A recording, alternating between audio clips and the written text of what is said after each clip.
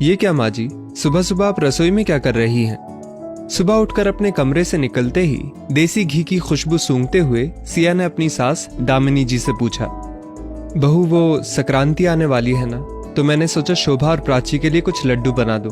पहले तो हमेशा ही बनाती थी उनके लिए। माँ जी आपको पता भी है आजकल देसी घी कितना महंगा हो गया है। वैसे भी बाजार से रेवड़ियां और मूंगफली लेकर तो मिहिर हमेशा दे ही आते हैं दीदी के घर। नई नई रीत बनाओगी तो आगे मुझसे तो नहीं निभने वाला ये सब। बाहर त्योहार तो आते ही रहते हैं आए दिन। हर रोज इस तरह कढ़ाई चढ़ाकर बैठी रहेंगी तो घर का खर्च कैसे चलेगा? सिया अकड़ते हुए बोली। बहू की बात सुनकर दामिनी जी के हाथ वहीं रुक गए। ऐसा लग रहा था उनके हाथों में जान ही नहीं है। घर खर्च कैसे चलता है उन्हें भी पता था, लेकिन आज वो खुद को बिल्कुल झल्ली और बेवकूफ समझ रही थी। शायद ठीक ही तो बोल रही थी बहू। पति के जाने के बाद सारी जिम्मेदारी बेटा निभा रहा है, तो बहू को भी हक है ना हिसाब रखने का।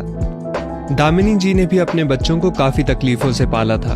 2 बेटियों और 1 बेटे के साथ उनकी गृहस्थी चल रही थी।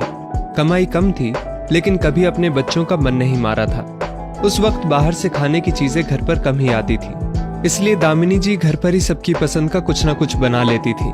धीरे धीरे आर्थिक स्थिति पहले से बेहतर हो रही थी। बेटा मिहिर भी अब अपनी पढ़ाई पूरी करके नौकरी पर लग गया था। घर खर्च के साथ बचत भी होने लगी थी। बच्चों की शादी भी अच्छे से हो गई और सभी अपनी अपनी गृहस्थी में खुश थे। कई वर्षों तक सब कुछ अच्छा चलता रहा कि दामिनी जी के पति उनका साथ हमेशा के लिए छोड़कर चले गए।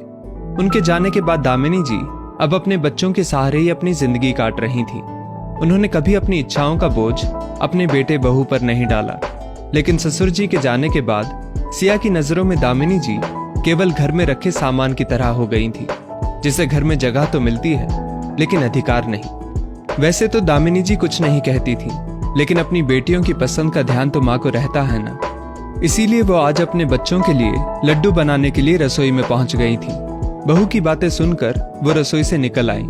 आंखों से आंसू तो नहीं टपके, लेकिन मन बहुत आहत था। सिया माथे पर त्योरियां लिए रसोई में आई। देखा घी में बेसन भुन चुका था। उसने लड्डू बांधे और डब्बे में भरकर ऊपर रख दिए। कुछ दिनों बाद सिया अपनी माँ से बात कर रही थी।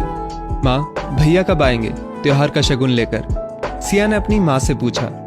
बेटा तेरा भाई बोल रहा था अभी टाइम नहीं है, 2-4 दिनों में उधर जाना हुआ तो दे आऊंगा। सिया की माँ ने कहा। माँ, पहले तुम जो मेवे की पिन्नियां बनाती थी ना, इस बार वो बनाकर भेजना। बहुत दिन हो गए तुम्हारे हाथ की पिन्नी खाए। सिया मचलते हुए बोली। ठीक है बेटा, देखती हूँ, कहकर सिया की माँ ने फोन रख दिया। 2 दिनों बाद सिया का भाई आया। एक थैले में कुछ सामान था, वो पकड़ाया और सिया से बोला, सिया मुझे कहीं जाना है, आजकल वक्त नहीं मिलता कहीं आने जाने का। माँ बार बार बोलती हैं तो आना पड़ता है। भाई थोड़ी देर तो बैठ जा, तुम्हारे जीजा जी आते ही होंगे ऑफिस से, उनसे मिलकर चले जाना। सिया बोली। नहीं सिया, उनसे फिर कभी मिल लूंगा, कहकर सिया का भाई चला गया।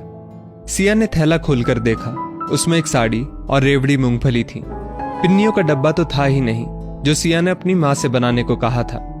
थोड़ी देर में सिया ने अपनी माँ के पास फोन किया। माँ, तुम पिन्नियां डालना भूल गई क्या?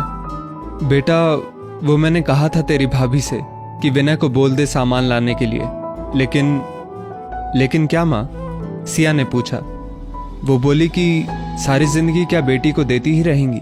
इतना सामान क्या ऐसे ही आता है? पता है मेवे कितने महंगे हो गए हैं। कहते कहते सिया की माँ का गला रुंध गया। माँ की बात सुनकर सिया के कान भी सुन्न पड़ गए थे। उसके दिमाग में अपनी कही बात गूंजने लगी थी, जो उसने अपनी सास से कही थी। पता भी है देसी घी कितना महंगा हो गया है। सिया ने कांपते हाथों से फोन रख दिया। अगले दिन जब मिहिर अपनी बहनों के यहाँ शगुन देने जा रहा था, तो सिया ने 2 डिब्बों में लड्डू भी भर दिए। दामिनी जी ने सिया की ओर देखा तो उसकी नजरें पश्चाताप से झुक गई, लेकिन मुंह से शब्द नहीं निकल पाए। बस मिहिर से इतना ही कहा, दीदी से कहना कि माँ ने लड्डू भेजे हैं।